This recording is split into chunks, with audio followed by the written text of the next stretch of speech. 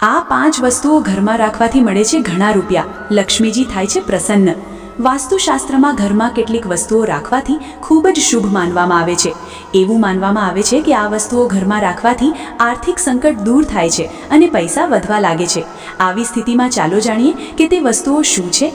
ઘણીવાર ખૂબ મહેનત કરવા છતાં ઈચ્છિત સફળતા મળતી નથી અને પૈસા ઘરમાં રહેતા નથી, પરંતુ જો તમે તમારા ઘરમાં કેટલીક શુભ વસ્તુઓ રાખો છો તો પૈસા સંબંધિત તમારી બધી સમસ્યાઓ દૂર થઈ શકે છે।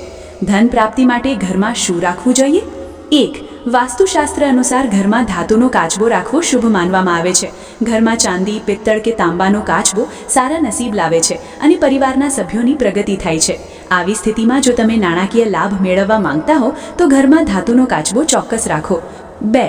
વાસ્તુશાસ્ત્ર અને ફેંગશુઈમાં લાફિંગ બુદ્ધાને ખૂબ જ શુભ માનવામાં આવે છે। ધાર્મિક માન્યતા છે કે ઘરમાં લાફિંગ બુદ્ધા રાખવાથી સુખ, સમૃદ્ધિ અને સુખાકારી મળે છે, સાથે જ પરિવારના સભ્યોને ઈચ્છિત સફળતા મળે છે। લાફિંગ બુદ્ધાને ઘરના મુખ્ય દરવાજા પાસે રાખવાનું શુભ માનવામાં આવે છે। 3. વાસ્તુશાસ્ત્ર અનુસાર ઘરમાં પિરામિડ રાખવાથી નાણાકીય સમસ્યાઓ દૂર થાય છે અને સમૃદ્ધિ આવે છે। એવું કહેવાય છે કે જે ઘરોમાં સ્ફટિક પિરામિડ હોય છે ત્યાં આવકમાં વધારો થાય છે અને કરિયરમાં પણ વૃદ્ધિ થાય છે। ઘરમાં પિરામિડને એવી જગ્યાએ રાખો જ્યાં લોકો વધુ સમય વિતાવે।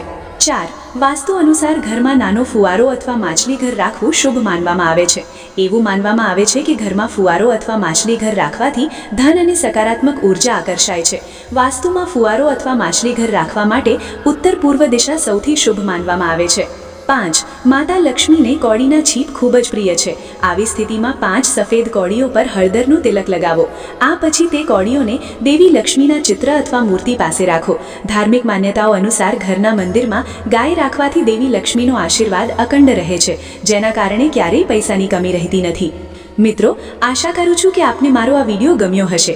જો આ વિડીયો પસંદ આવ્યો હોય તો કૃપા કરીને વિડીયોને એક લાઇક કરી ચેનલને સબસ્ક્રાઇબ જરૂરથી કરી લેજો અને તમારા મિત્રોને પણ શેર કરો જેથી તેઓને પણ તેનો લાભ મળે।